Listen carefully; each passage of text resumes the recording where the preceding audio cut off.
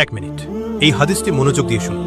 হতে পারে এই হাদিসের মাধ্যমে আপনার জীবন পরিবর্তন হয়ে যেতে পারে। তাই ভিডিওটি স্কিপ না করে মনোযোগ দিয়ে শুনুন এবং দিন প্রচারের নিয়তে ভিডিওটি শেয়ার করে দিন। রাসূলুল্লাহ সাল্লাল্লাহু আলাইহি ওয়াসাল্লাম বলেছেন, যখন কোনো ঈমানদার ব্যক্তিকে কবরে রাখা হয় এবং তার সাথীরা চলে যায়, তখন তার কাছে দুজন ফেরেশতা আসেন। তারা তাকে উঠিয়ে বসান এবং প্রশ্ন করেন, ১. তোমার রব কে?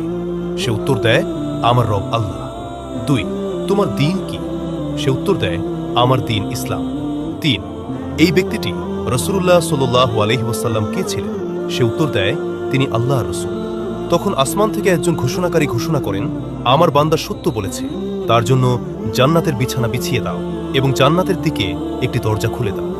বিপরীত পক্ষে অবিশ্বাসী বা পাপিষ্ঠ ব্যক্তির ক্ষেত্রে যখন তাকে কবরে প্রশ্ন করা হয়, সে প্রতিবারই বলে, হায় আফসোস, আমি তো জানি না।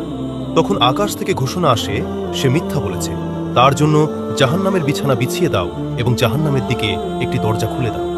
হাদিসে আরও এসেছে, সেখান থেকে জাহান্নাম থেকে আগুনের উত্তপ্ত হাওয়া তার কাছে আসতে থাকে এবং তার কবর তার জন্য এতটাই সংকীর্ণ করে দেওয়া হয় যে তার একদিকের পাঁজর অন্যদিকের পাঁজরের ভেতর ঢুকে যায়।